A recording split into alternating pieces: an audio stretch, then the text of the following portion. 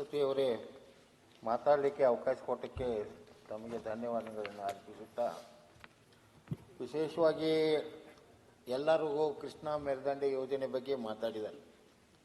ಅದರಲ್ಲಿ ನಿರಾಣಿಯವರು ನಿನ್ನೆ ಭಾಳ ಚೆನ್ನಾಗಿ ಮಾತಾಡಿದರು. ಆದರೆ ಈಗಾಗಲೇ ಹಿಡಕಲ್ ಡ್ಯಾಮ್ ಮತ್ತು ಆಲಮಟ್ಟಿ ಡ್ಯಾಮ್ದಿಂದ ನಾವು ಪ್ರತಿ ವರ್ಷ ನೀರೇನು ಹಿಡಿತೀವಿ, ನೀರು ಹಿಡಿದ ನಂತರ ಆ ಹಿನ್ನೀರಿನಿಂದ ಮುಳುಗಡೆ ಆಗುವ ಪ್ರದೇಶ ಏನು ಊರುಗಳದಾವಲ್ಲ, ಅದನ್ನು ಸ್ಥಳಾಂತರ ಮಾಡೋ ಕೆಲಸ ಮೊದಲಾಗಬೇಕು.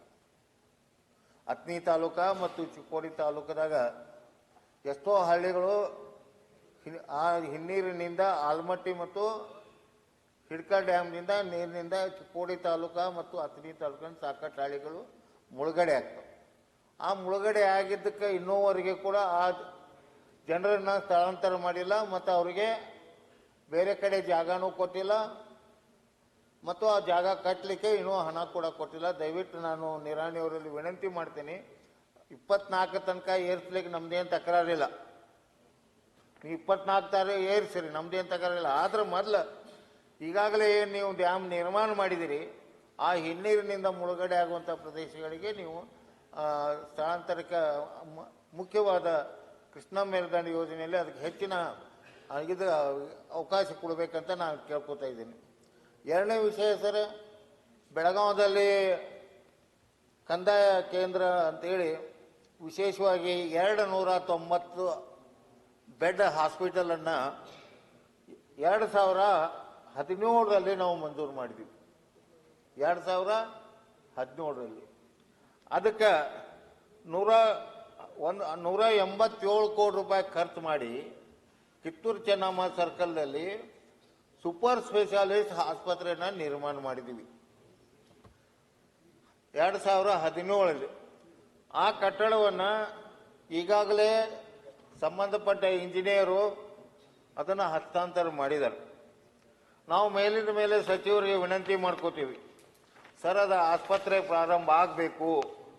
ಆಸ್ಪತ್ರೆಗೆ ಪ್ರಾರಂಭ ಆಗಬೇಕಾದ್ರೆ 10 ಜನ ಪ್ರಾಧ್ಯಾಪಕರು, ಸಹ ಪ್ರಾಧ್ಯಾಪಕರು ಮತ್ತು B group, C group, D group ಒಟ್ಟು 558 ಸಿಬ್ಬಂದಿ ವರ್ಗ ಬೇಕು. ದಯವಿಟ್ಟು ಅದನ್ನು ಒದಗಿಸ್ಬೇಕಂತ ನಾವು ಸಾಕಷ್ಟು ಸರಿ ಶರಣಪ್ರಕಾಶ್ ಪಾಟೀಲ್ ಅವರಿಗೆ ನಾವು ವಿನಂತಿ ಮಾಡ್ಕೊಂಡು ಇನ್ನೂ ತನಕ ಅದಕ್ಕೆ ಸಿಬ್ಬಂದಿಗಳನ್ನ ಕೊಟ್ಟಿಲ್ಲ ಮತ್ತು ಆಸ್ಪತ್ರೆ ಇನ್ನೂ ಪ್ರಾರಂಭ ಆಗಿಲ್ಲ. ಬರೋ ಹೋಗೋ ಜನ ಮಾತಾಡ್ತಾರೆ, ಏನ್ರಿ ದೊಡ್ಡ ಸ್ಪೆಷಾಲಿಸ್ಟ್ 2017ರಾಗ ಸೂಪರ್ ಸ್ಪೆಷಾಲಿಸ್ಟ್ ಆಸ್ಪತ್ರೆಯನ್ನು ಕಟ್ಟಿದ್ರಿ, ಅದು ಇನ್ನೂವರೆಗೆ ಪ್ರಾರಂಭ ಆಗಿಲ್ಲ. ದಯವಿಟ್ಟು ಅದಕ್ಕೆ ಬೇಕಾಗಿರೋದು ಅಮೌಂಟ್ ಬರೀ 38 ಕೋಟಿ ರೂಪಾಯಿ. ನಾಯಕರ ಬರೀ 38 ಕೋಟಿ ರೂಪಾಯಿ 38 ಕೋಟಿ ರೂಪಾಯಿ ಕೊಟ್ಟರೆ ಆಸ್ಪತ್ರೆ ಪ್ರಾರಂಭ ಆಗ್ತೈತಿ, ರೋಗಿಗಳಿಗೆ ಅನುಕೂಲ ಆಗ್ತೈತಿ. ಅದು ಬೆಳಗಾವಿ ಜಿಲ್ಲೆ ಬೆಳಗಾವಿ ಜಿಲ್ಲೆ ಕೇಂದ್ರದಲ್ಲಿ 279 ಸ್ಪೆಷಾಲಿಸ್ಟ್ ಆಸ್ಪತ್ರೆ ಪ್ರಾರಂಭ ಆದ್ರೆ ಎಷ್ಟೋ ರೋಗಿಗಳಿಗೆ ಅದರಿಂದ ಅನುಕೂಲ ಆಗ್ತೈತೆ ಅಂತೇಳಿ ನಾವು ವೈಯಕ್ತಿಕವಾಗಿ ಕೊಟ್ಟಿದ್ದೀನಿ. ದಯವಿಟ್ಟು ಉಪಸಭಾಪತಿ ಅವರ ಗಮನಕ್ಕೆ ತರ್ತೀನಿ. ಉತ್ತರ ಕರ್ನಾಟಕದ ಬಗ್ಗೆ ನೀವು 2 ದಿವಸ ಮಾತಾಡೋಕೆ ಅವಕಾಶ ಮಾಡಿ ಕೊಟ್ರಿ, ಆದರೆ ಇದ್ರ ಉತ್ತರ ಕೊಡಿಸ್ಬೇಕು. ನೀವು ಬರೀ ಮಾತಾಡಿ ಸದನ ಮುಗಿಸಿ ಹೋಗೋದು ಬೇಕಾಗಿಲ್ಲ. ನಮ್ಗೆ ಇದ್ರ ಬಗ್ಗೆ ನಮಗೆ ಸಂಬಂಧಪಟ್ಟ ಮಂತ್ರಿಗಳು ಉತ್ತರ ಕೊಡ್ಬೇಕು. ಇದನ್ನು ಯಾವಾಗ 38 ಕೋಟಿ ರೂಪಾಯಿ ಕೊಡ್ತೀರಿ ಮತ್ತು ಆ ಹಾಸ್ಪಿಟಲನ್ನು ಯಾವಾಗ ಪ್ರಾರಂಭ ಮಾಡ್ತೀರಿ ಅಂತೇಳಿ ಅವರು ಅದಕ್ಕೆ ಉತ್ತರ ಕೊಡ್ಬೇಕಂತ ನಾನು ದಯವಿಟ್ಟು ನಿಮ್ಮ ಪರವಾಗಿ ಅವರಲ್ಲಿ ವಿನಂತಿ ಮಾಡ್ಕೋತೀನಿ.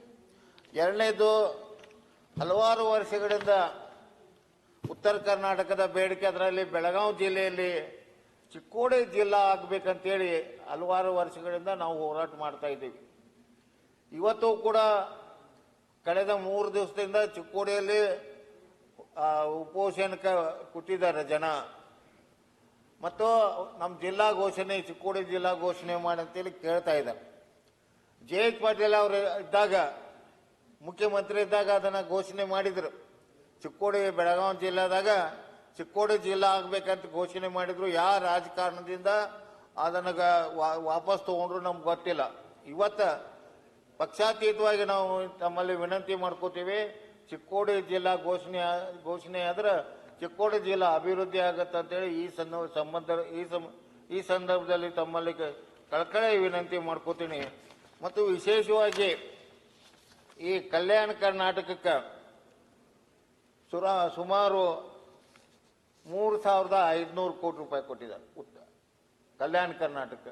ಅದೇ ಪ್ರಕಾರ ಬೆಳಗಾವಿ ಜಿಲ್ಲೆ, ಬಾಗಲಕೋಟೆ ಜಿಲ್ಲೆ, ಬಿಜಾಪುರ ಜಿಲ್ಲೆ ಮತ್ತು ಹುಬ್ಬಳ್ಳಿ ಧಾರವಾಡ ಜಿಲ್ಲೆ, ಈ ಎಲ್ಲ ಜಿಲ್ಲೆಗಳನ್ನು ಕೂಡಿಸಿ ಕಲ್ಯಾಣ ಕರ್ನಾಟಕ ಹೆಂಗೆ ಮಾಡಿದ್ದಾರೆ ಹಂಗೆ ನಮಗೂ ಮಾಡಿ, ನಮಗೂ ಪ್ರತಿ ವರ್ಷ 3,500 ಕೋಟಿ ಕೊಡುವ ವ್ಯವಸ್ಥೆ ಮಾಡ್ಬೇಕಂತೇಳಿ ನಿಮ್ಮಲ್ಲಿ ಕಳಕಳಿಯಿಂದ ನಾವು ವಿನಂತಿ ಮಾಡ್ಕೋತೀವಿ.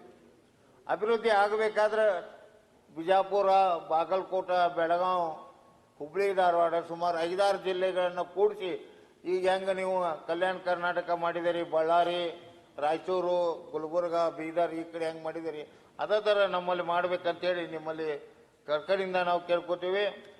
ಮತ್ತೊಂದು ವಿಶೇಷವಾಗಿ ಹೇಳೋದಂತಂದ್ರೆ ಚಿಕ್ಕೋಡಿಯಲ್ಲಿ ಒಂದು ಆಸ್ಪತ್ರೆ 100 ಬೆಡ್ಡದ ಆಸ್ಪತ್ರೆ, ಅದನ್ನು ನಾವು 250 ಬೆಡ್ಡದ ಆಸ್ಪತ್ರೆ ಮಾಡಂತ ನಾವು ಸಚಿವರಲ್ಲಿ ವಿನಂತಿ ಮಾಡ್ಕೋತೇವೆ. ಅಲ್ಲಿ ಏನಾಗ್ತಾ ಇದೆ ಅಂದ್ರೆ ಈ ಎಲ್ಲ ಪೇಷಂಟ್ಗಳು ಮಹಾರಾಷ್ಟ್ರದ ಮಿರಜ್ ಮತ್ತು ಸಾಂಗ್ಲಿಗೆ ಹೋಗ್ತಾರೆ. ಎಲ್ಲರೂ ಹೆಚ್ಚಿನ ಚಿಕಿತ್ಸೆಗಾಗಿ ಅವರು ಹುಬ್ಬಳ್ಳಿ, ಮಿರಜು ಮತ್ತು ಸಾಂಗ್ಲಿಗೆ ಹೋಗ್ತಾರೆ. ಅದಕ್ಕೆ ನಾವು ಸಚಿವರಲ್ಲಿ ವಿನಂತಿ ಮಾಡ್ಕೊಂಡು ಚಿಕ್ಕೋಡಿಗೆ ಒಂದು 250 ಬೆಡ್ಡಿನ ಆಸ್ಪತ್ರೆ ನೀವು ಮಂಜೂರು ಮಾಡಬೇಕಂತ. ಉತ್ತರ ಕರ್ನಾಟಕದ ಅಭಿವೃದ್ಧಿ ಮಾಡ್ಬೇಕಂದ್ರೆ ಇವೆಲ್ಲ ಆಗ್ಬೇಕಲ್ಲ, ಯಾಕ್ರಿ ಆಗ್ಬೇಕಲ್ಲ, ಇವೆಲ್ಲ ಅಭಿವೃದ್ಧಿ ಆಗ್ಬೇಕಾದ್ರೆ ಇವನ್ನೆಲ್ಲ ಮಾಡ್ಬೇಕು. ಸರ್, ಮತ್ತೊಂದು ವಿಷಯ ಉಪಸಭಾಪತಿಯವರು ನಿಮ್ಮ ಗಮನಕ್ಕೆ ತರ್ತಾ ಇದ್ದೀನಿ. ನಮ್ಮ ಕ್ಯಾನ್ಸರ್ ಆಸ್ಪತ್ರೆಗೆ ಹಿಂದಿನ ಸರ್ಕಾರದಾಗ 50 ಕೋಟಿ ರೂಪಾಯಿ ಕೊಟ್ಟಿದ್ರು.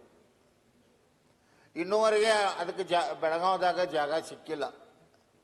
10 ಎಕರೆ ಜಮೀನು ಬೇಕು, 50 ಕೋಟಿ ಈಗಾಗಲೇ ಬಜೆಟ್ನಲ್ಲಿ ಅದಕ್ಕೆ ಅನುದಾನ ಕೊಟ್ಟಿದ್ರು.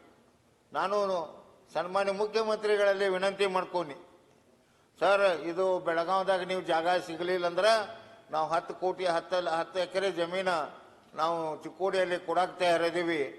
ನಮ್ಮಲ್ಲಿ ಕ್ಯಾನ್ಸರ್ ಪೇಷಂಟ್ ಎಷ್ಟು ಅದಾವ ಅನ್ನೋದೊಂದು ಅಂಕಿ ಸಂಖ್ಯೆಗಳನ್ನು ನಾ ಸಚಿವರಿಗೆ ಕೊಟ್ಟಿದ್ವಿ. ಸರ್, ಅದನ್ನು ನೀವು ಇಲ್ಲೇ ಆಗಲಿಲ್ಲ ಅಂದರೆ ಚಿಕ್ಕೋಡಿಗೆ ಮಾಡಿರಿ ಕ್ಯಾನ್ಸರ್ ಹಾಸ್ಪಿಟಲ್. ಅದರ ಎಷ್ಟೋ ಕ್ಯಾನ್ಸರ್ ರೋಗಿಗಳಿಗೆ ಅದು ಅನುಕೂಲ ಆಗ್ತೈತೆ ಅಂತೇಳಿ ನಾನು ವಿನಂತಿ ಮಾಡ್ಕೊಂಡಿನಿ. ಆ ಪ್ರಕಾರ ತಮ್ಮಲ್ಲಿ ಕಳಕಳಿಯಿಂದ ವಿನಂತಿ ಮಾಡ್ಕೋತೀವಿ. ನಾವು ಉತ್ತರ ಕರ್ನಾಟಕದ ಅಭಿವೃದ್ಧಿ ಆಗಬೇಕಾದ್ರೆ ಮುಖ್ಯವಾಗಿ ಇಂಥ ವಿಷಯ ಒಂದು ಬೆಳಗಾವದಲ್ಲಿ 279 ಬೆಡ್ಡಿನ ಹಾಸ್ಪಿಟಲ್ ಪ್ರಾರಂಭ ಆಗಬೇಕು ಮತ್ತು ಚಿಕ್ಕೋಡಿ ಜಿಲ್ಲಾ ಅಂತ ಘೋಷಣೆ ಆಗಬೇಕು. 250 ಬೆಡ್ಡಿನ ಆಸ್ಪತ್ರೆ ಚಿಕ್ಕೋಡಿಯಲ್ಲಿ ಆಗಬೇಕು ಮತ್ತು ಕ್ಯಾನ್ಸರ್ ಆಸ್ಪತ್ರೆ ಚಿಕ್ಕೋಡಿಯಲ್ಲಿ ಮಂಜೂರು ಮಾಡಬೇಕಂತ ಕೇಳಿಕೊಂಡು ಮಾತನಾಡಲಿಕ್ಕೆ ಅವಕಾಶ ಕೊಟ್ಟಿಗೆ ತಮಗೆ ವಂದಿಸಿ ನನ್ನ ಮಾತುಗಳನ್ನು ಮುಗಿಸ್ತಾ ಇದ್ದೀನಿ.